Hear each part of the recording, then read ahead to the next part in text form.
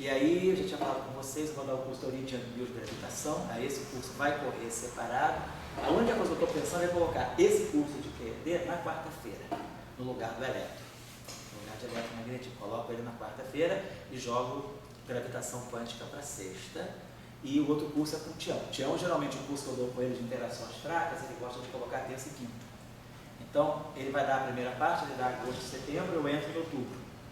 E aí, quando eu entro, eu condenso num dia só, eu jogo tudo para quinta-feira em geral, tá? E a gente discute depois isso, tá bom?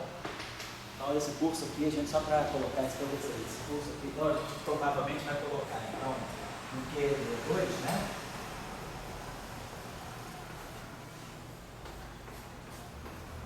Sob a forma de 2 créditos, né? Mas eu vou colocar na página da pós direitinho, né? E aí seria agosto e setembro.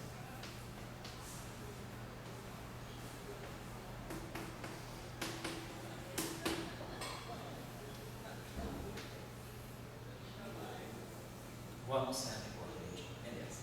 Bom, então só para saber onde eu parei exatamente na aula passada, a gente terminou, a gente fez a contagem de potência do Young Mills com a matéria, né? Acho que a gente parou aí, dá licença. Não, é certo. Ah, depois eu deixei para vocês discutirem a questão da interação φ6, do acoplamento de Yukawa em 3 dimensões e discutir a questão da renormalizabilidade. Não sei se alguém de vocês foi comigo. Aqui foi comigo, sim. Tá ok. Então, já. Legal. Então, vamos fazer a seguinte discussão. Então, então, a gente até agora, vamos colocar assim, através, quer dizer, com...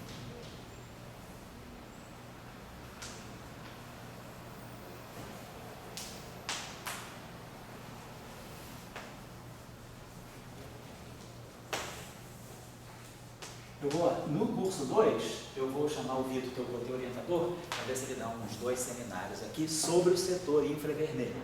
Que a gente vai falar renormalização, para nós, a renormalização ultravioleta.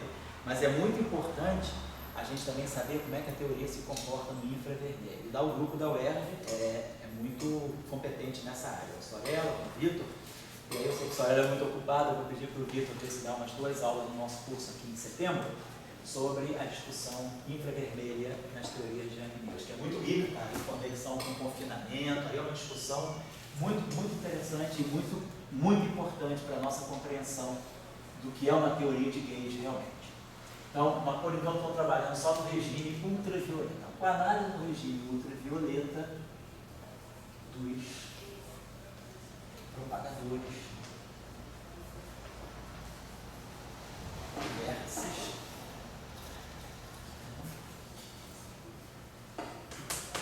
estabelecemos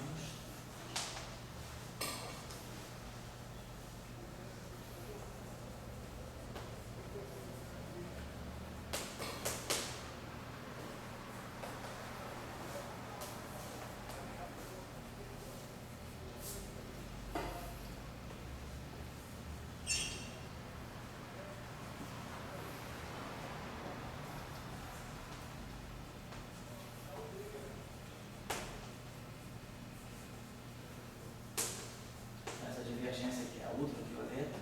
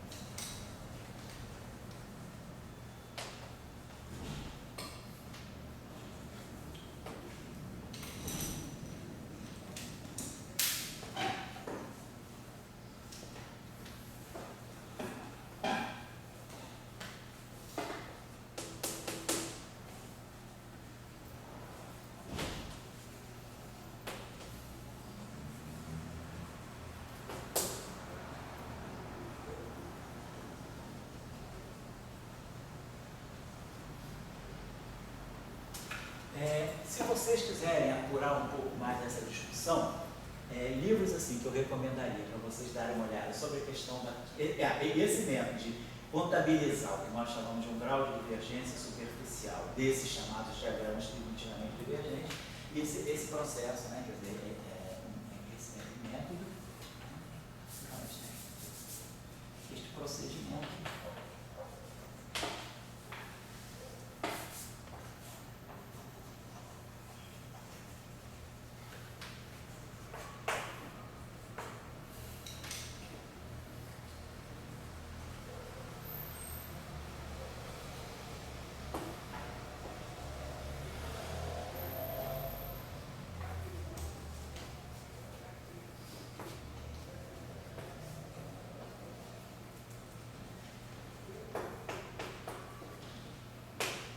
Contagem de potência é a tradução do inglês, o nome é Power Counting. Power Counting, contagem de potência. Então, esse método dá para nós uma estimativa, né, sempre superior. Então, é bom fazer ele porque a gente contabiliza a situação mais pessimista. A gente consegue contabilizar pelo método do Power Counting qual é vamos dizer assim, quais são as cotas máximas de divergência que uma teoria pode ter.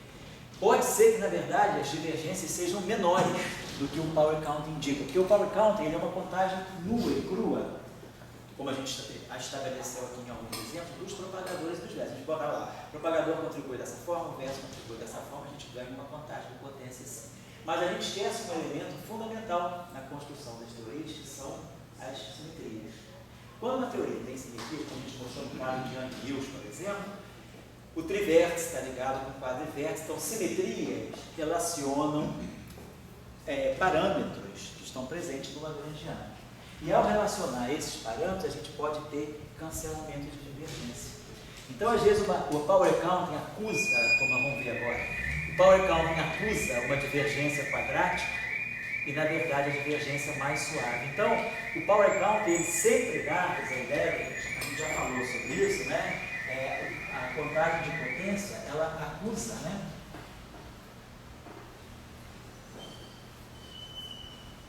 uma cota superior para o grau de divergência.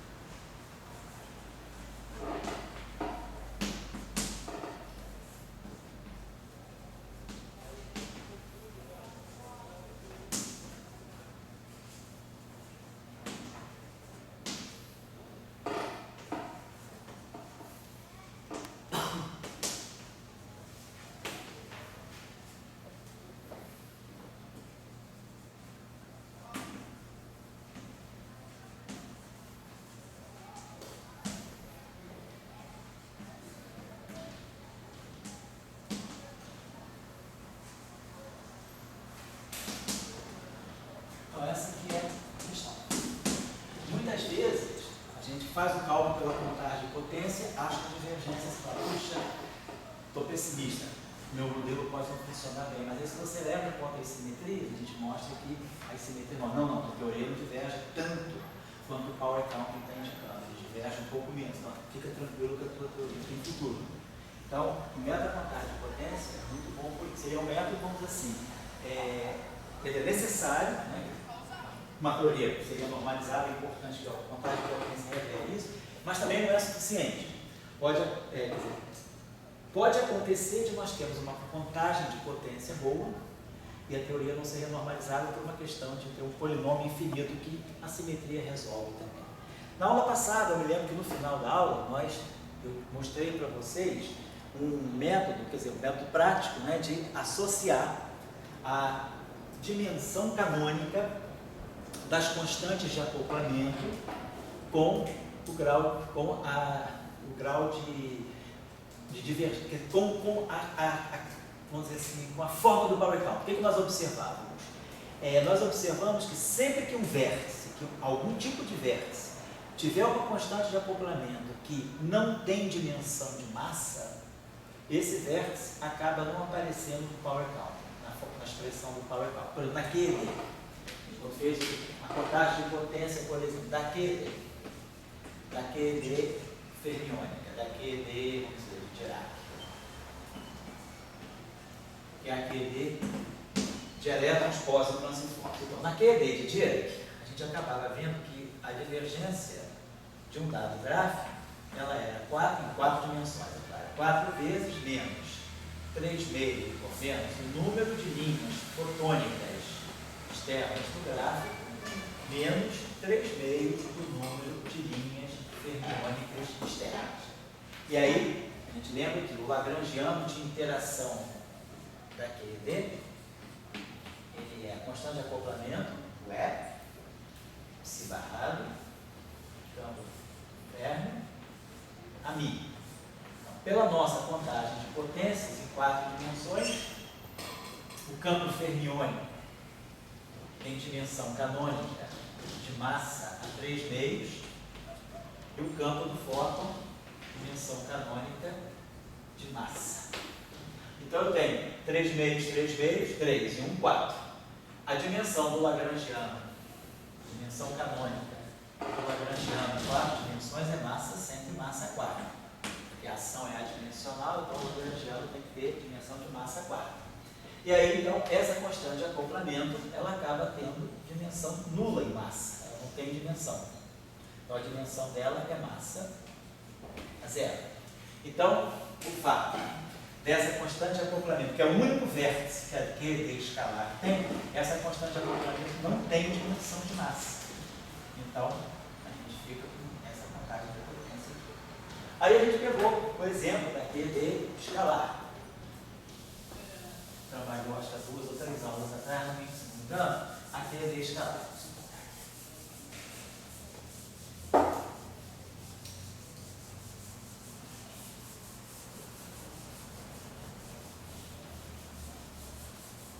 Então, quando nós pegamos a QED escalar,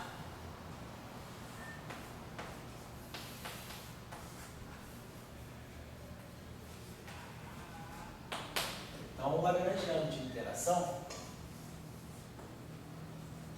acaba sendo para nós constante de acoplamento de gate, constante de acoplamento eletromagnética, aí a gente tinha aquele objeto, né? A gente faz μ, estar, e era a parte bilinear do campo de matéria, escalar a μ. Depois tínhamos um outro vértice de interação aqui, que era o chamado vértice da caivota, e estar, e a μ. E aí vimos que a QED escalar, ela pede também, né? Ela pede também aquele acoplamento do tipo φ4. Ela tem uma constante de acoplamento lambda, estar, e ao quadrado. Então, é uma teoria de gate, onde aparece um acoplamento que não é de gate. Acoplamento de gauge é esse aqui, ó, que liga o campo com o IMU, o campo de gauge, o campo com o campo de gauge. A constante de acoplamento aqui é a mesma, aqui não tem campo de gauge nenhum. Então é a matéria que se autoacopla, então essa constante de acoplamento lambda. Mas nós vimos que, do ponto de vista da dimensão de massa, a dimensão do E e a dimensão do lambda são dimensão do tipo massa potência zero. Então, de fato, nós calculamos, né, a contagem de potência aqui e vimos que naquela escalar nós temos 4 menos o número de linhas externas de fótons menos o número de linhas externas do campo V. Então, também mostrando que não aparecem vértices, né, quando a gente tem a constante de acoplamento, quando a gente tem, não aparecem vértices quando a gente tem constante de acoplamento adimensionais, né? Então, vamos agora pegar. Nós tínhamos feito depois.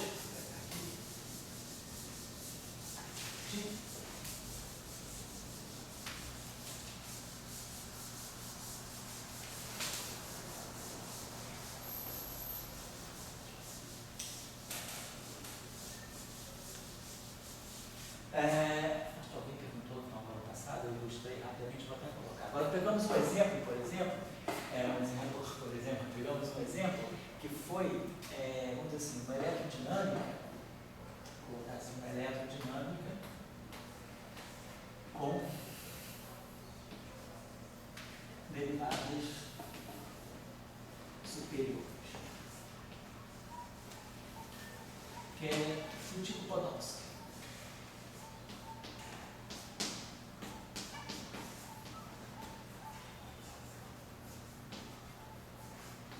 Por exemplo, a gente dava era, vou discutir o que a gente fez muito rapidamente, e depois alguém vem tirar dúvida comigo. A gente teria um exemplo, seria isso aqui. A gente teria um campo,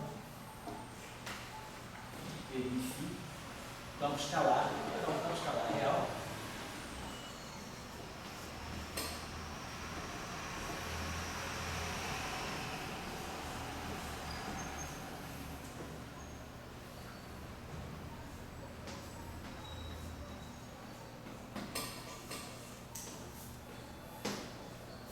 Por que a gente tratou esse exemplo? Porque aqui nós temos um termo bilinear, que é D'Alembertiano, e aqui nós temos um D'Alembertiano ao quadrado. Fazendo aquelas integrações, esses dois termos aqui, só para a gente lembrar rapidamente, né? Fazendo aquelas integrações por partes, esse termo aqui se reverte menos D'Alembertiano, e esse termo aqui, quando eu integro D'Alembertiano por partes, ele não troca de sinal. Então, fica aqui si D'Alembertiano ao quadrado.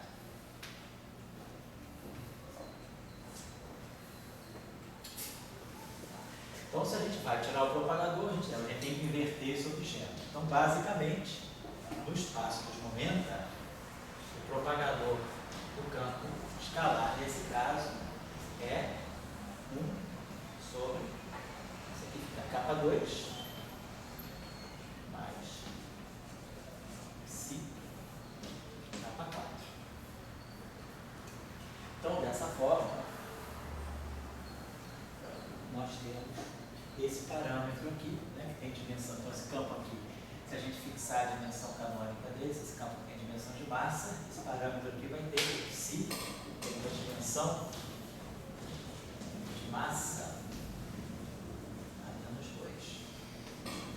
Para poder bater as dimensões corretas, nesse caso aqui, claro, lambda tem dimensão de massa nula. Então, a constante de acoplamento tem dimensão nula de massa. Então, eu devo esperar.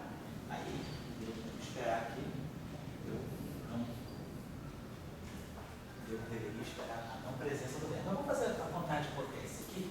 Quero fazer uma discussão interessante com vocês. Então, o nosso propagador, no regime ultravioleta, se o Xi é um parâmetro diferente de zero, obviamente, né? Vamos trabalhar aqui no regime Xi diferente de zero. Xi sendo diferente de zero, o nosso propagador no ultravioleta, quem comanda é o K4. Então, pela nossa regra de contagem de potência, para cada linha interna de um certo campo, em 4 dimensões, a gente tem A integral no momento que flui ao longo daquela linha, vezes o propagador no limite de altas energias. No limite ultravioleta, o termo K4 é o termo que tem frequências mais altas que ele domina. Então, esse termo aqui, ele comparece potência, então ele não tem potência de momento. Então, a gente, na hora de fazer a contagem de potência do gráfico, né, a gente sempre começa. Qual é a potência que cada linha interna traz? Nesse caso aqui, a linha interna não traz potência nenhuma. E aí, nós temos que cada vértice traz uma potência menos 4 V menos 1. Não temos vértice com derivada, então, nesse caso aqui, o grau de contagem de potência seria 4 menos 4V. Então, o que está acontecendo? À medida que eu aumento o número de vértices, ou seja, eu vou pegar um gráfico com mais e mais vértices, portanto, um gráfico de ordens perturbativas mais e mais altas, a tendência da divergência é diminuir cada vez mais. Vocês lembram que quando a gente tinha a teoria φ4, sem esse termo aqui, quando o Xi era zero, né? A gente tinha que a divergência, o modelo lambda φ4, era 4 menos F1. Então eu tenho divergência. Então, independentemente da ordem perturbativa, se eu tiver um gráfico desse tipo, duas linhas externas, como a gente tinha colocado, ou um gráfico com 4 linhas externas, não importa, bastou ter 2 ou 4 linhas externas, aqui por exemplo, eu tenho divergência, independentemente do número de vértices. Agora não, devido a esse fator de convergência ter aumentado, nós temos essa contagem de potência deles. Um gráfico, se eu tiver, por exemplo, esse gráfico aqui, vamos dizer que eu desenhasse, isso aqui é uma teoria F4, então se eu desenhasse esse gráfico,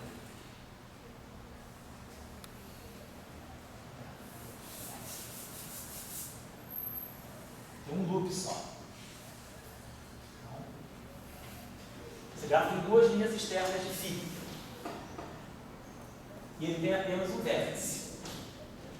Então, você tem um vértice só, isso aqui dá zero. Então, esse gráfico deve ser logaritmicamente divergente. De fato, eu tenho um integral de loop, e eu tenho que integrar esse propagador aqui, K2 mais Xi K4. Então, de fato, essa integral aqui, ela tem potência zero, no espaço dos momentos. Então, esse gráfico aqui, o gráfico, essa divergência aí seria logarítmica, não tem potência, logaritmicamente divergente. Porém, se eu pegasse um gráfico também com 2 linhas externas, mas com 2 núcleos, esse gráfico aqui, ó, tem 2 vértices. Então, é um gráfico da mesma categoria, 2 linhas externas de φ. Mas esse gráfico aqui já vai ter um fator menos 4, vai dar 2. Então, de fato, esse gráfico aqui tem 2 núcleos, então, se aqui tem um momento L, por exemplo, e aqui tem um momento K, eu vou ter integral D4K, integral D4L, aí eu vou ter esse propagador aqui, que é 1 sobre L2 mais Xi L4.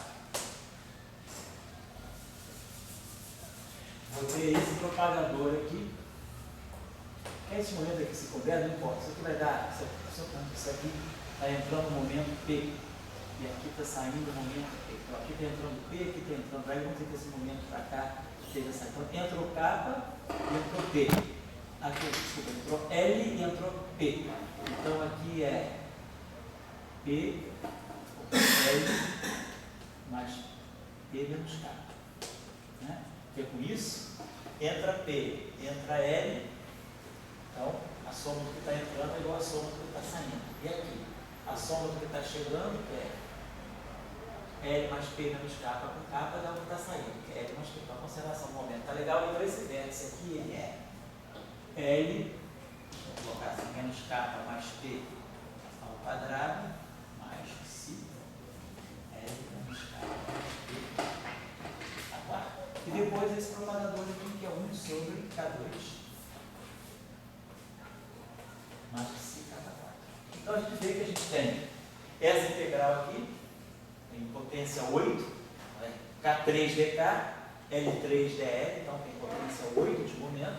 Agora aqui eu tenho 4, 8, 12, eu tenho 12 potências de momento no denominador. Então, de fato, esse gráfico aqui converge, ele já não diverge mais, ele tem muita potência no denominador. Então, a gente começa a ver que a mesma categoria de gráfico, ele converge. Aqui, aquele primeiro gráfico que nós computávamos, ele divergia logaritmicamente. Aqui ele converge. Agora, aqui não. Independentemente do número de vértices, isso aqui depende só do número de linhas externas. Então, do ponto de vista da teoria lambda F4, se eu pegar o modelo lambda F4 tradicional, sem esse termo, esse gráfico tem a mesma divergência. Por quê? Porque esse termo desapareceu. Esse termo desapareceu. Então eu tenho 8, 2, 4, 6. Então esse gráfico tem 8 sobre 6, dá 12, ele diverge quadraticamente. Esse aqui é T4K e o propagador é 1 sobre K2, ele também diverge quadraticamente. Então, independentemente da ordem perturbativa, esse gráfico aqui tem uma constante de acoplamento, ele é de ordem lambda, esse é de ordem lambda 2, uma constante de acoplamento. Então, independentemente da ordem perturbativa, os dois gráficos divergem igualmente. Por quê? Porque não tem esse termo aqui. Agora, a presença desse termo me deu uma contagem de potência mais forte. Então, ó, esse modelo, a um loop, ele tem divergência. A dois loops já não tem mais. Então, a divergência, os vértices estão puxando a divergência para baixo, estão fazendo a teoria ficar mais convergente à medida que eu aumento a série perturbativa. Então, é isso que nós chamamos de uma teoria superrenormalizável. Teoria superrenormalizável é quando o delta ele se torna negativo, ele se torna menor do que zero a partir de uma certa ordem perturbativa. Então a teoria ela só diverge até uma certa hora. Depois, se ocupa ordens mais altas na constante de acoplamento, a divergência desaparece. Então o delta era positivo a um loop, passou a ser negativo a dois loops. Então passou a convergir. Isso é o que nós chamamos de um modelo, de uma teoria super renormalizada.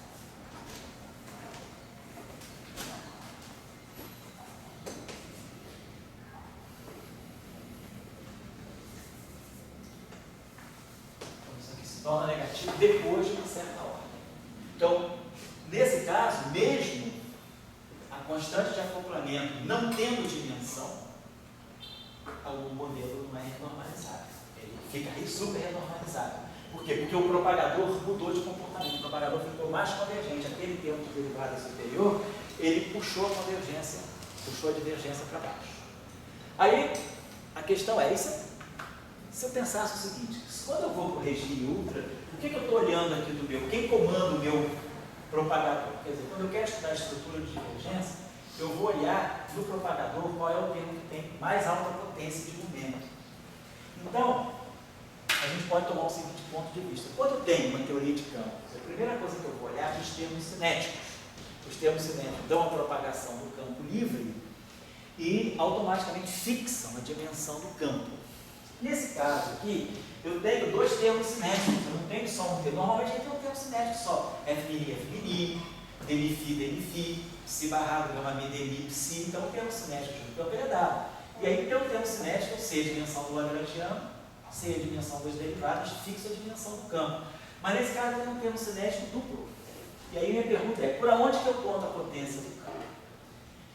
Isso aqui tem dimensão de massa quarta, isso aqui tem dimensão de massa quarta, e isso aqui tem dimensão de massa quarta. Então, se eu contar a dimensão por aqui, eu poderia dizer, isso aqui tem dimensão de massa quarta. Como eu tenho duas derivadas, eu desconto duas potências, só uma para cada φ. Ou se eu olhar aqui, isso aqui já tem dimensão de massa ao quadrado, então isso aqui já fica com dimensão de massa quarta. Então, esse produto, se φ é adimensional.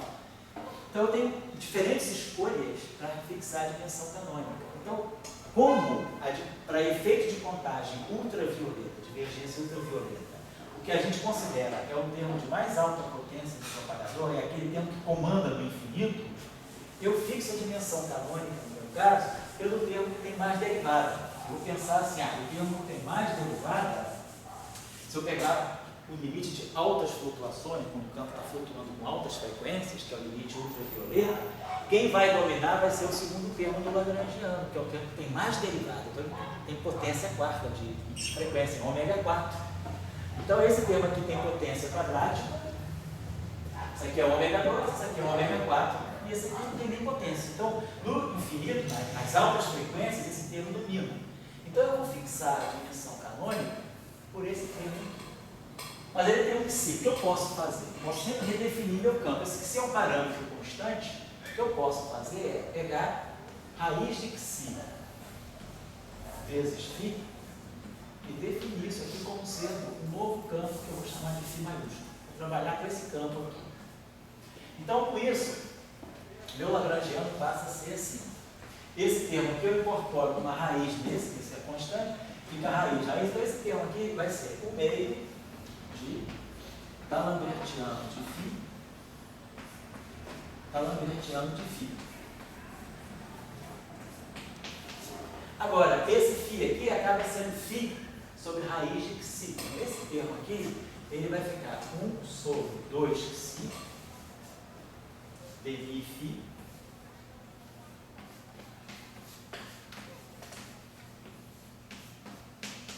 dmi φ. Esse termo aqui então fica menos lambda sobre 4 fatorial. E aí, esse φ aqui vai ficar em 4 sobre psi ao quadrado.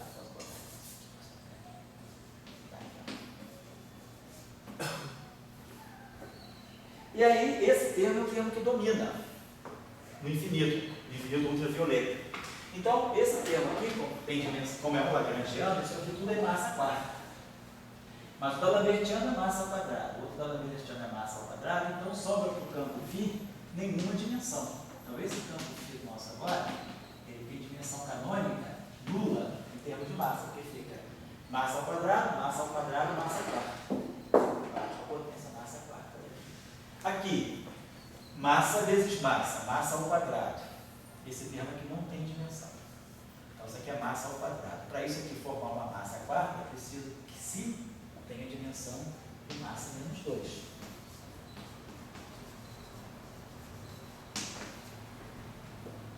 Então, psi tem dimensão de massa menos 2.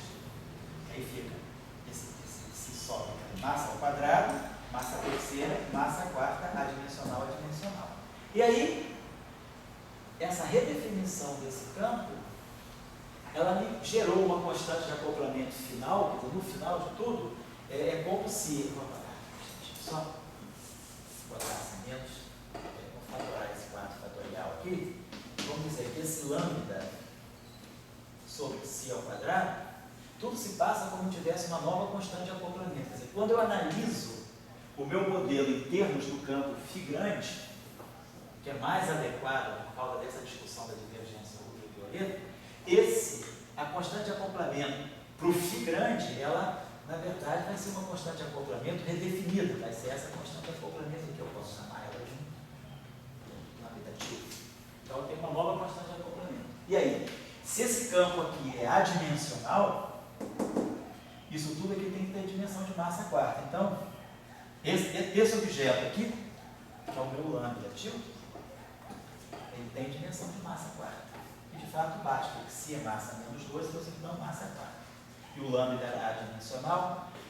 Então o que nós estamos observando? Desse ponto de vista, do campo φ grande, eu tenho uma constante de acoplamento com dimensão positiva de massa. E aí, nós já sabemos, dimensão positiva de massa, pela nossa experiência passada, deve estar indicando uma supernormalizabilidade. Vou apagar aqui. E aí, a gente faz uma contagem de potência. O propagador é da mesma categoria, é um K4 e um K2, domina o K4. Aquele vértice lá não faz nada. Então, a contagem de potência dos dois modelos, seja com φ grande, E com φ pequeno é a mesma. Então, quer dizer, a gente é super renormalizável, mas a super renormalizabilidade agora fica mais clara porque essa constante de acoplamento aqui tem dimensão positiva de massa. Então, sempre que eu tiver dimensões, constantes de acoplamentos com dimensões positivas de massa, vai acontecer esse fenômeno dos vértices comparecerem com um sinal negativo. Deixa eu apagar isso aqui. Então, quando as constantes de acoplamento, né? Vamos colocar assim, constantes de acoplamento com dimensão de massa positiva. Então, eu vou ter, na expressão, vão aparecer sempre menos V, aparece,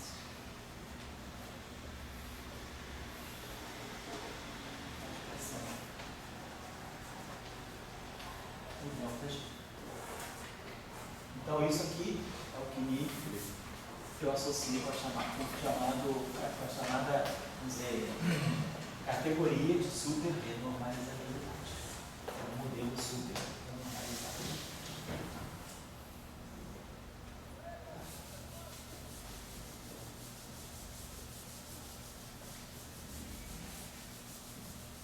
Certo?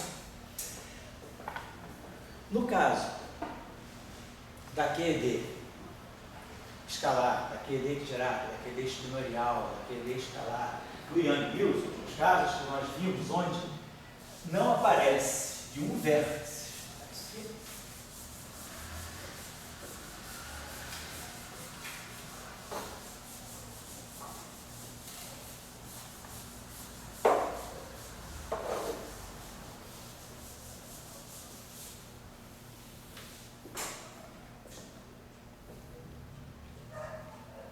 Os casos a gente tinha visto, tá? QED espinorial.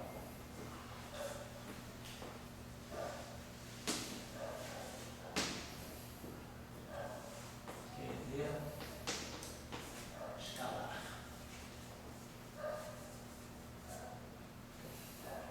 Yang-Mills, né? Nós vimos aquela aula passada.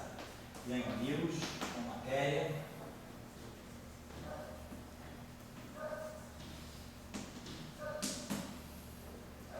Em todos esses casos aqui, nós tínhamos expressões, né, que eram desse tipo. 4 menos o número de linhas externas do campo do bóson de Leite, pode ser abeliano ou não abeliano, menos 3 meios do número de linhas externas fermiônicas, menos o número de linhas externas escalares. Em nenhum momento aparece vértice, nem com sinal menos, nem com sinal mais. Então, nesse caso aqui, nós vemos que as divergências, independentemente, então, ΔG é maior ou igual a zero, ou ΔG pode ser menor que zero, independentemente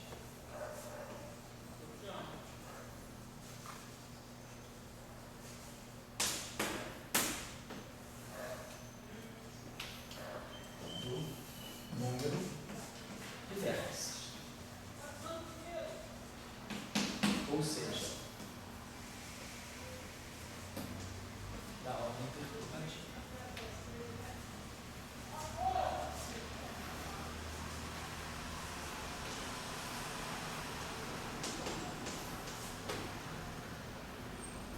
ΔG mantém-se. Mesmo? Nada.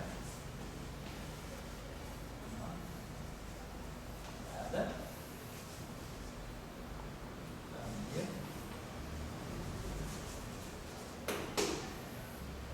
Diagramas. Dá para filmar aqui embaixo? Dá para copiar, né?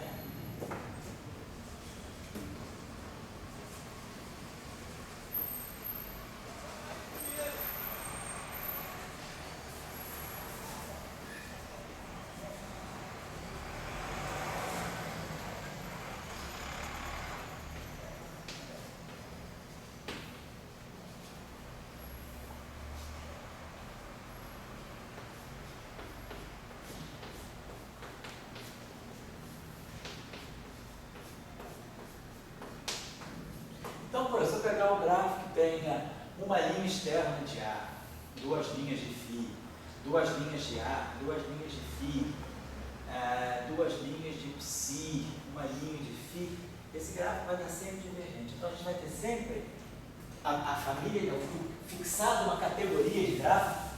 Esse gráfico é divergente, independentemente da ordem, da potência, da quantidade de acoplamento. Então, para você pegar, só para ter uma ideia, se pegar um gráfico, você tem uma bolinha quântica aqui, eu não sei o que ela é, porque tem vários processos virtuais, mas suponho que eu tenha um campo de gauge aqui, uma linha externa de um φ, um A, sei lá, que tenha uma linha de psi, tem uma linha de psi barra, por exemplo. Então, esse gráfico aqui tem duas linhas de psi, 2 vezes 3 meio, menos 3, uma linha de A, 4 menos 0, linhas de φ, 4 menos 4, 0. Então, esse gráfico aqui tem uma divergência superficial nula. E aí eu posso fazer esse gráfico nulo, posso fazer esse gráfico nulo, posso fazer esse gráfico nulo, a divergência dele é a mesma.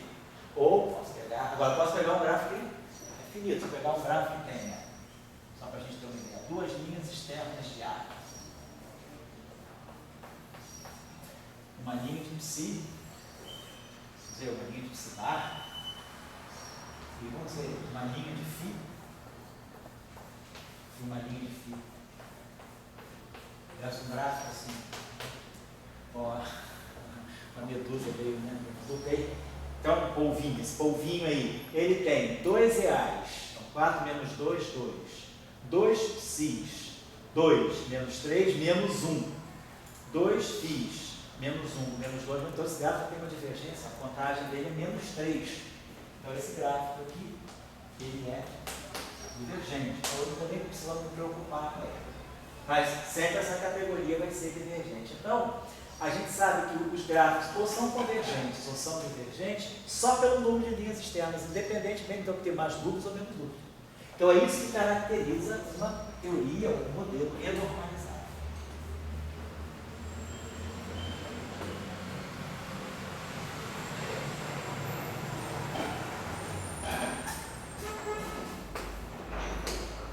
Então, uma teoria renormalizável, ela tem a contagem de potência dela, não vê o número, a ordem perturbativa.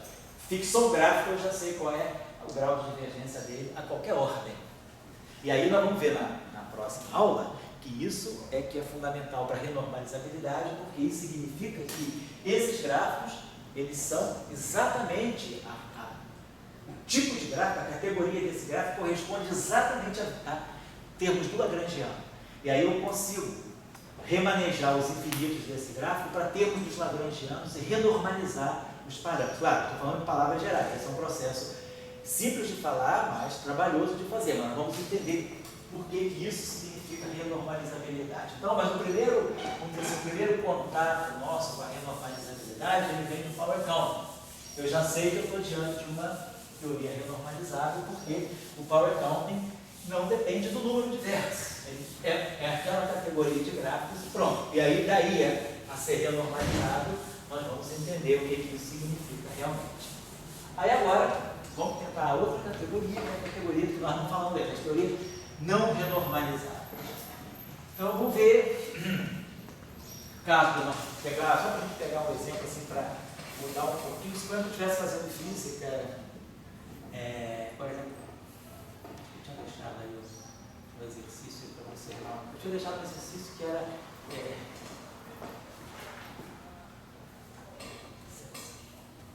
fazer ele que era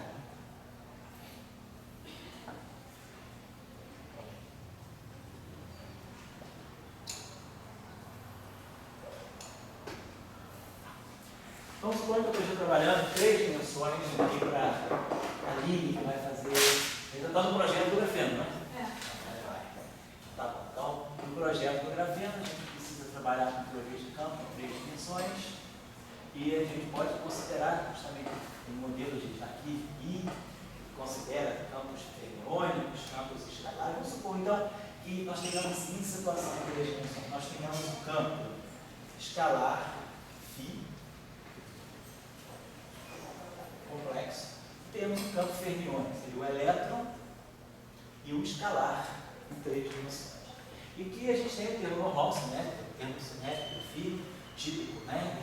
Fio estar, fio Klein-Bach, termo de Dirac, mas basicamente nós temos a seguinte situação. O nosso lagrangiano de interação, ele vai ter no setor escalar os seguintes termos. Vamos ter um termo do tipo μ ao quadrado e estar, que é o típico termo de massa de Klein-Bach. Vamos ter o termo de interação lambda sobre 4 estar φ ao quadrado. Vamos ter o termo de interação G sobre estar.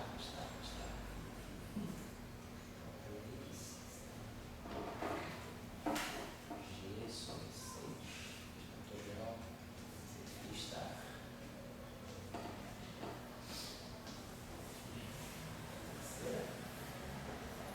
Aí temos um termo aqui, eu botei uma passada, um termo de Yukawa, se barrado, se estar, vou colocar nesse modo.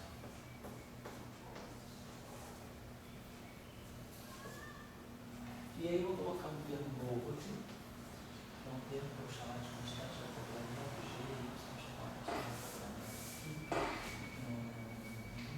F, se barrado, se ao quadrado. Então, suponho que eu tivesse, eu estou tirando um termo que eu tinha colocado aqui, estou modificando um pouco.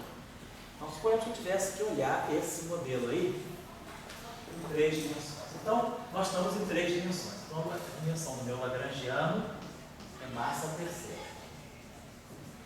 O termo cinético é o termo de Klein-Bach, dmi, φ, dmi, φ.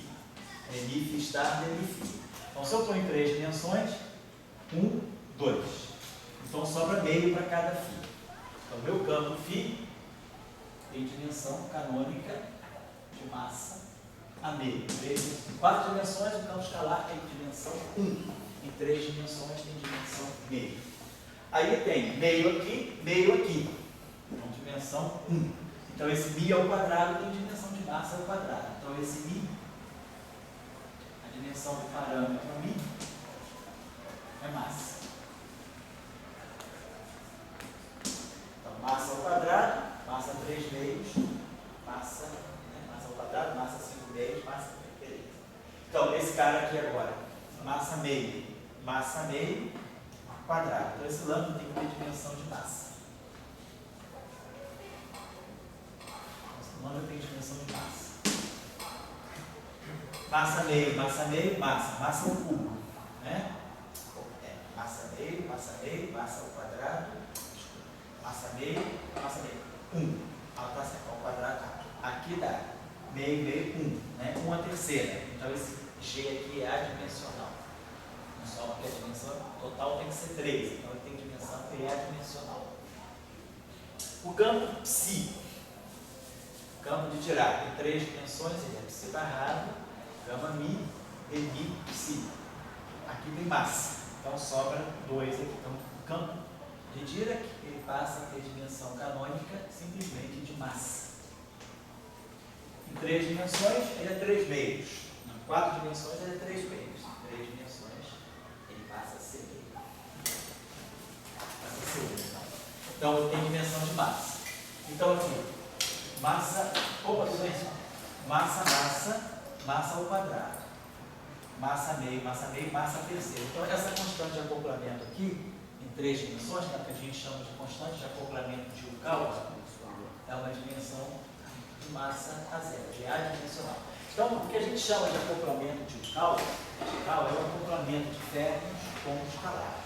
Em 4 dimensões, que é onde a gente entendeu o padrão, onde a gente fala do mecanismo de Higgs, o termo de Yukawa, o termo do salão Schweimer, ele é lepton barrado, Higgs, lepton right. Então é férmio, escalar. Então, em 4 dimensões, o acoplamento de Yukawa ele é caracterizado por ter férmio, escalar. Férmio, escalar. Essa é a estrutura do acoplamento de um caulo em 4 dimensões. Quando eu vou para 3 dimensões, o acoplamento de um caulo, ele passa a ter um escalar ao quadrado. Ferro, escalar ao quadrado. Então, se eu for fazer o mecanismo de Higgs em 4 dimensões, eu tenho que observar esse termo aqui como o termo que vai gerar a massa para os ferros. Mas aí está vendo que a constante de acoplamento é adimensional. E aqui, meio, o meio, 1, 2. 2 ao quadrado, aqui 4. Então, esse termo aqui, ele tem dimensão de massa menos 1.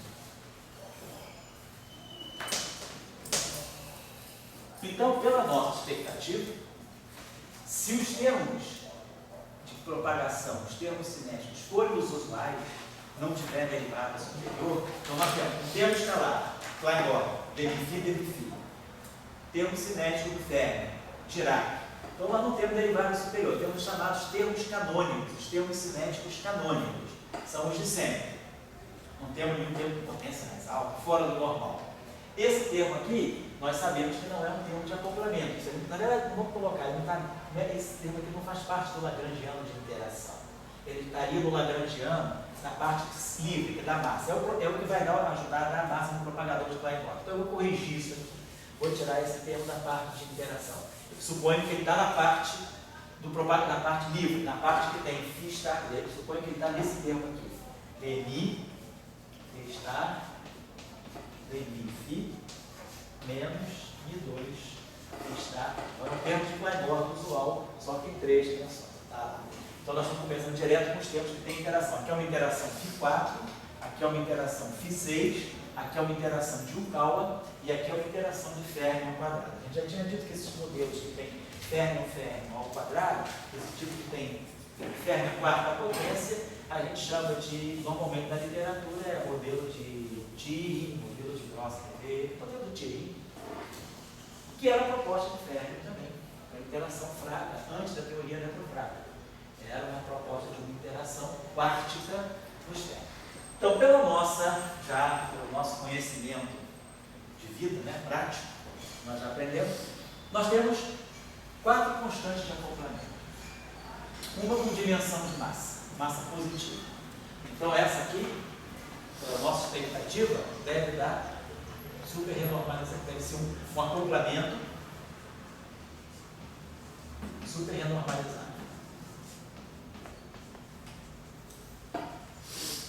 Esse super não tem nada a ver com supersimetria, não, tá? É só super no sentido de ser muito convergente, super no sentido de convergente. Esse acoplamento aqui é um acoplamento sem dimensão. Então, esse acoplamento aqui deve ser um acoplamento renormalizado. Esse acoplamento de Yukawa também sem dimensão. Então, esse acoplamento de Yukawa é renormalizável. Agora, esse acoplamento aqui tem dimensão negativa de massa. Então, esse acoplamento aqui deve ser não renormalizável.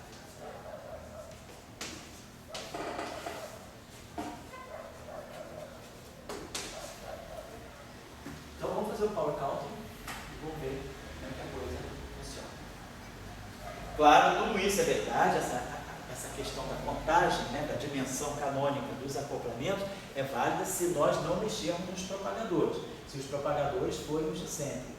Propagador bosônico, 1 sobre K2. Propagador de Dirac, 1 sobre K. Né, que o propagador de Dirac ele sempre tem essa estrutura aqui. Gama, escalar K sobre K2.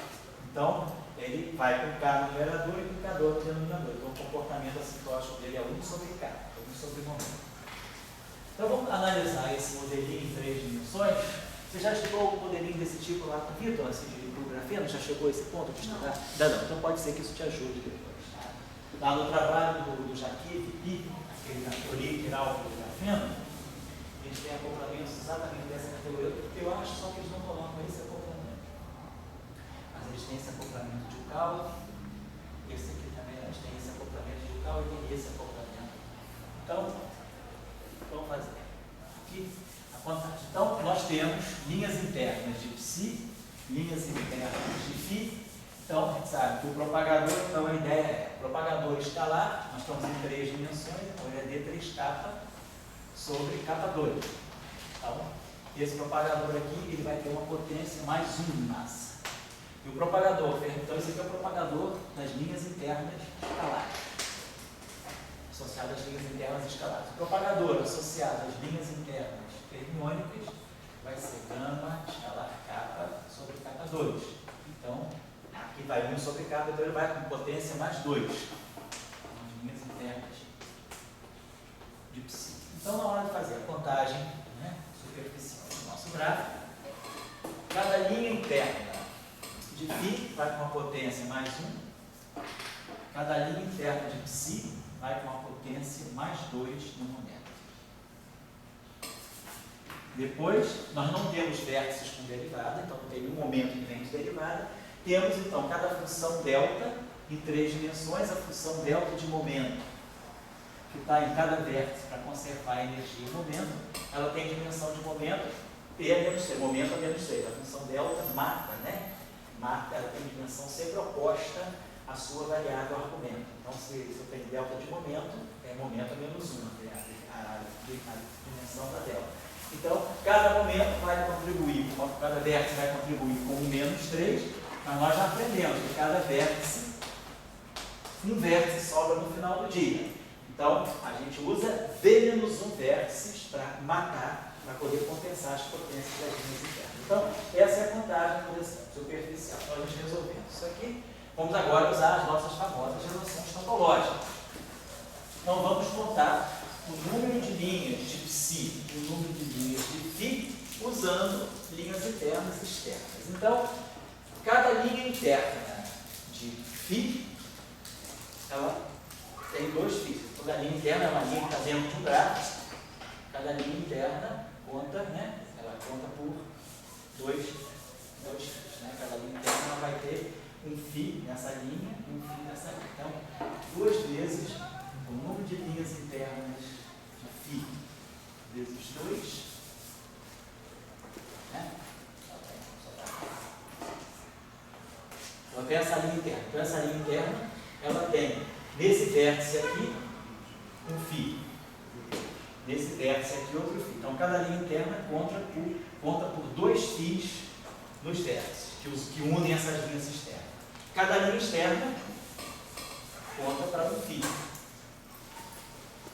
E aí agora vamos contar o número de φs pelos vértices. Cada vértice com constante de acoplamento lambda, que é o vértice φ4, ele conta por 4 linhas de φ. Então, cada vértice v lambda, ele conta 4 linhas de φ. Cada vértice, que é a interação φ6, quer dizer, cada vértice com constante de acoplamento G, ele vai contar 6 linhas de φ.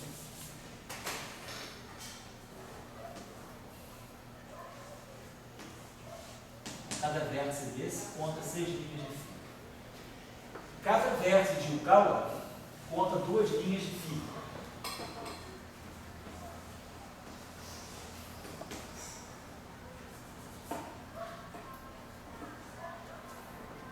E cada vértice de Tiri conta 4 linhas de psi. Não, aí é φ. Então, φ está fora. Só estou contando linhas de φ. Então, só tem φ no quadrivértice, no vértice sextuple e no vértice de Yukawa. Não tem φ no vértice de Tiri. Agora, vamos contar o número de linhas de psi a partir dos vértices. Então, cada linha interna de psi contém duas linhas de psi e 2 vértices distintos. Cada linha externa contém, a linha externa aparece uma vez só. Aí, aonde eu vou ver psis agora? Eu vou ver psis no acoplamento de Yukawa. Então, eu vou ter 2 linhas de psi no acoplamento de Yukawa e vou ter 4 linhas de psi no acoplamento de Tiri. Acoplamento F. Então, dessa forma, eu contei o número de linhas de φ pelos vértices e aqui eu contei o número de linhas de psi pelo vértice. Agora, o procedimento que nós aprendemos manda aqui, se é mais objetivo, nós substituímos o número de linhas externas lá para botar vértices e linhas externas, para poder categorizar o gráfico, independentemente da ordem interpretativa, é sempre bom expressar em termos de número de linhas externas. Então, e vamos dividir isso aqui por 2, né? Então, eu posso dividir aqui por 2, isso aqui vai ficar 1 meio, aqui vai ficar 2, aqui vai ficar 3 e aqui vai ficar 1. Então, nós vamos pegar π. Então vai ficar menos 1 meio de F menos 2 V lambda, vértices do tipo lambda Φ4, menos 3 VG, vértices do tipo Φ6, menos VI, vértices do tipo Iucá, mais 2, então isso aqui é o Iφ, mais 2y, então vai ficar menos fc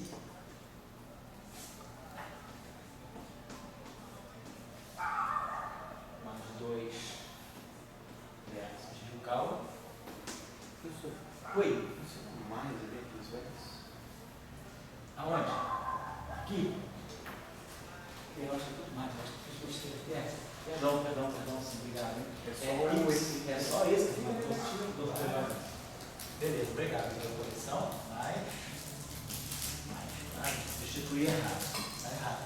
Isso, é menos fc mais o 2 e o 2y é a mesma coisa. Agora está menos fc mais 2 dy mais 4 df.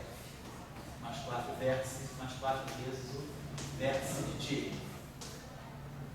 Menos 3 v.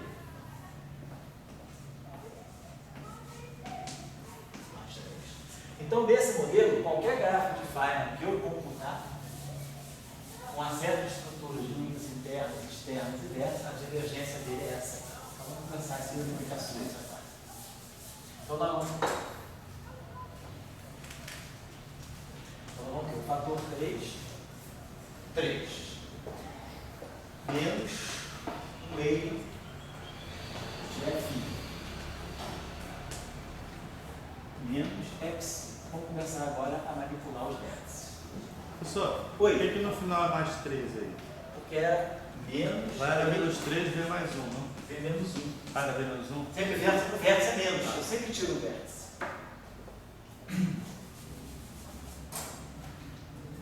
Então vamos lá. Esse V aqui. Vamos apagar isso aqui agora. O que é V? V é o número total de vértices. O que é o número total de vértices?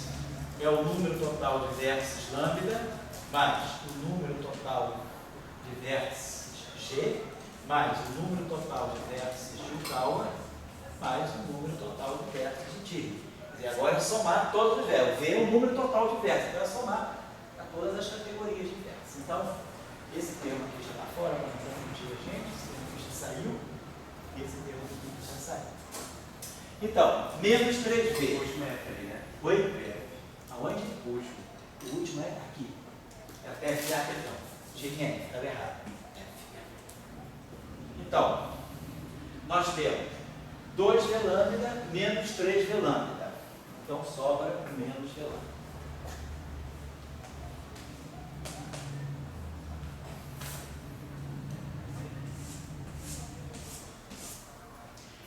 O 3VG cancela. O Yukawa cancela. E. Opa, não, pera. Yukawa sobra. O qual é 3 aqui? 3, tá certo? 1, 2, 3, tá certo, pode ser. E o F fica mais 1, mais F.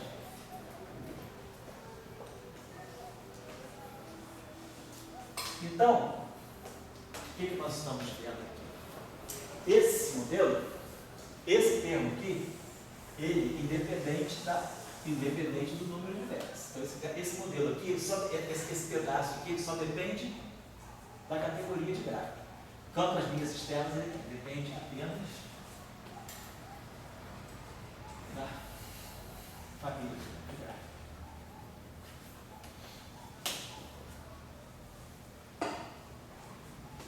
Linhas externas de φ, linhas externas de ψ fixadas. aqui, quanto mais vértices do tipo lambda eu tiver, mais eu vou puxar a divergência para baixo, tá? Contribuindo negativamente. Então, esse vértice aqui, ele está puxando para convergência. Ele ajuda a convergir. Agora, quanto mais, então, e a gente vê, os vértices que não tinham dimensão canônica, todos os vértices adimensionais não apareceram ali. Mas o vértice lambda, que era um vértice em dimensão de massa positiva, ele aparece no sinal menos. Então, ele é justamente o vértice super renormalizado. Ele tem dimensão de massa positiva e no power counting ele aparece no sinal menos. Ele puxa, então, ele tem dimensão de massa positiva no lagrangiano, ele puxa a divergência para baixo. E o vértice de Dirac, que é o 4π, ele é um vértice que tem dimensão negativa de massa. Então, a dimensão negativa de massa da constante de acoplamento faz a divergência subir. Então, esse cara aqui é não renormalizado. É o vértice não renormalizado.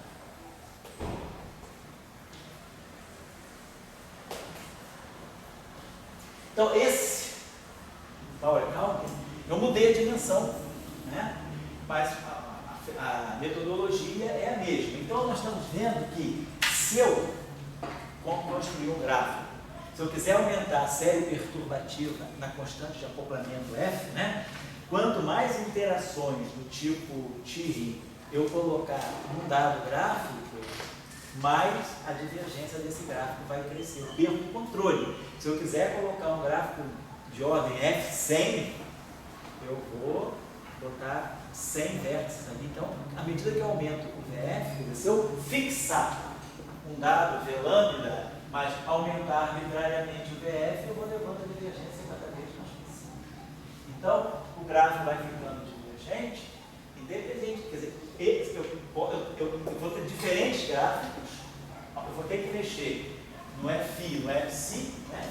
À medida que eu tenho um FI e um FC, eu posso ter um FI e um FC, eu posso ter um gráfico assim, com 2 FIs, vamos dizer, pegar um gráfico, dizer que pegue um gráfico com 4 FIs e com 2 Fs, com 2 Psis. Então tem um gráfico desse tipo. Uma bolinha quântica, com 4 FIs, de forma conjugada, e 4 FIs e 2 Psis. Algo desse tipo. Então esse gráfico aqui, ele tem 4 aqui, dá 2, 3 menos 2, 1. 2, então fica menos 1.